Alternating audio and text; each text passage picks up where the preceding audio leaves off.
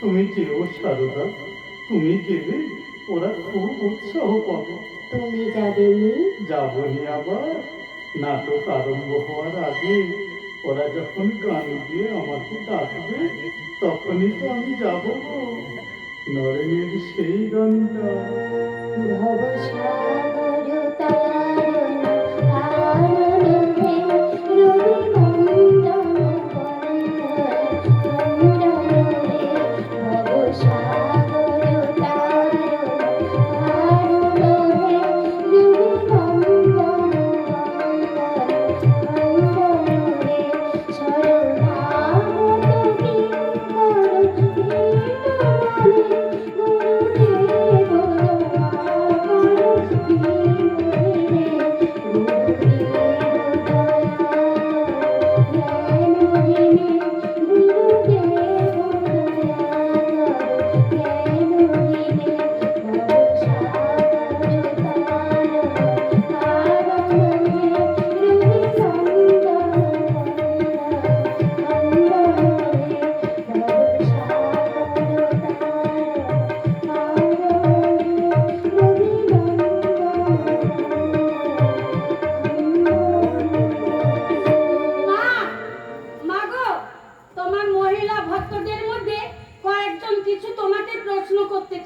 বেশ তো, তাদের আসতে বলো। ঠিক আছে মা, বলছি। এই যে, তোমাদের যা যা জানার আছে মাকে এসে বলো, একে একে বলো, উনি তার ঠিক উত্তর দেবে। কি বললে মা? সংসারে শান্তি পাচ্ছ না? সংসারে নিত্য কলহ। সংসারে কেমন করে থাকতে হয় জানো মা? যেখানে যেমন সেখানে তেমন, যখন যেমন তখন তেমন, যার কাছে যেমন তার কাছে তেমন। শোনো মা, যদি সংসারে শান্তি পেতে চাও কারো দোষ দেখো না, দোষ দেখবে নিজের। কারো কাছে কিছু চেয়েও না মা, স্বামীর কাছে তো নয়, বাবার কাছেও না। মনে রেখো, এটা ঠাকুরের সংসার। ঠাকুরের সংসারে আমরা ঠাকুরেরই কাজ করছি। যারা ঠাকুরের শরণাগত হয় তাদের ব্রহ্ম সাপেও কিছু হয় না। ও মেয়ে, তুই কিছু বলবি আমায়? বল, কি বলবি? আমি কেমন মা? আমি সত্যিকারের মা। আমি সতেরো মা, অসতেরো মা। ভবসাগর তারণ তারণ হে রবি মণ্ডল মণ্ডল হে ভবসাগর তারণ তারণ হে রবি মণ্ডল মণ্ডল হে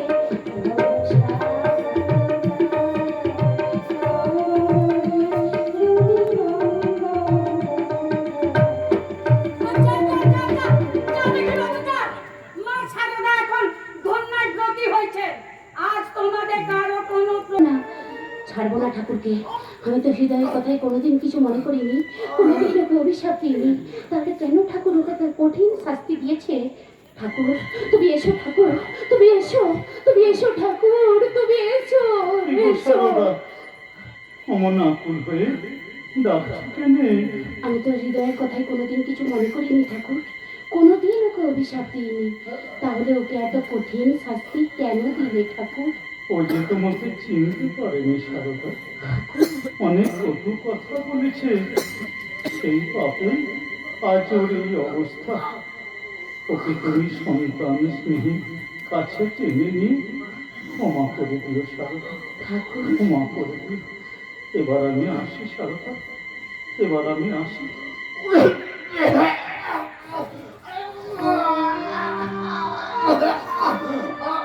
আমায় তুমি ক্ষমা করো মা। তুমি ক্ষমা না করলে আমি আমি আর পারবো না মা, আমি আর পারবো না। তুমি আমায় ক্ষমা করো মা। হৃদয়, ও বাবা, আয় আমার কাছে আয়। চিন্তা করিস না, তুই ভালো হয়ে যাবি।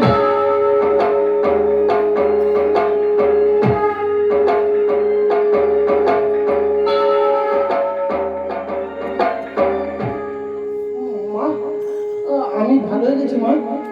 যোগীর মা, হ্যাঁ, আমি ভালো হয়ে গেছি। সত্যি সত্যি বলছো হৃদয় ঠাকুর, তুমি ভালো হয়ে গেছো?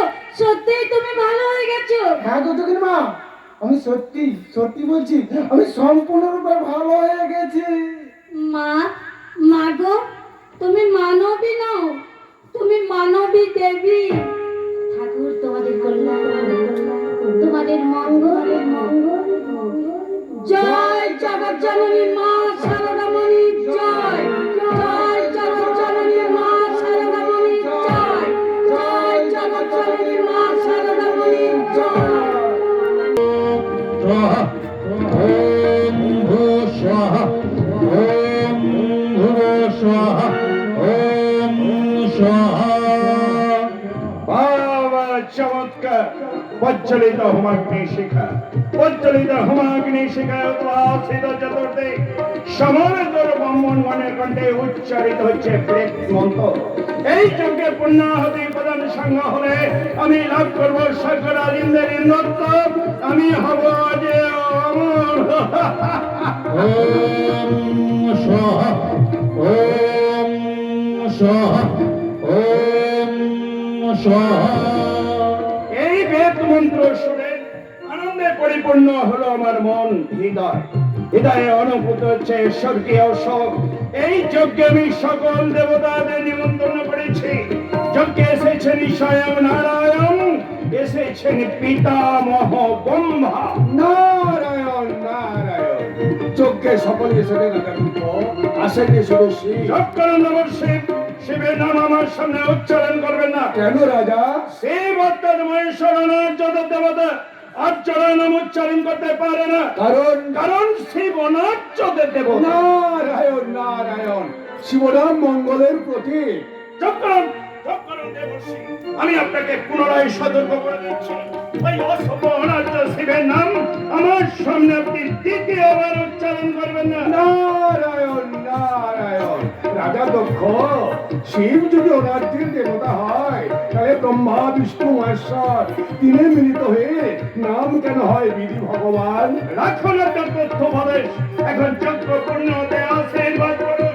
আপনার যজ্ঞ সফল বা পূর্ণ হবে কি করে? কেন হবে না? সর্বযজ্ঞের প্রধান শিব, সেই শিবকে আপনি আমন্ত্রণ করেননি। অসম্ভব। নারায়ণ নারায়ণ, শিব হচ্ছে সর্বযজ্ঞের প্রধান পুরুষ। অসম্ভব।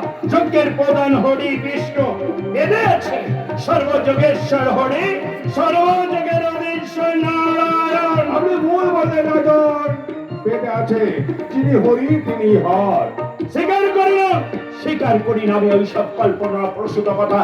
আপনাদের শিব মেরাচ্ছদের দেবতা, অসভ্য উলঙ্গ প্রায় ভৎসমাকার শরীর, পরনে ব্যগ্র চন্দ্র, ভাঙ দুতরা করে হার, বাজ করে শ্মশানে, সঙ্গী যত ভোগ পেট, বুদ্ধিহীন এইসব তার বাহন। নারায়ণ নারায়ণ, আপনাদের শিব মেরচ্ছ, সে বৈশাচিক বিদ্যায় সিদ্ধ, সে টুকটাক বশীকরণ বিদ্যা প্রয়োগ করে আমার অতি আদরণী কন্যা সতীকে বশ করে তার হাত থেকে বড় মূল্য গ্রহণ করেছে। তাই তিনি আপনার জামাতা। স্বীকার করি না,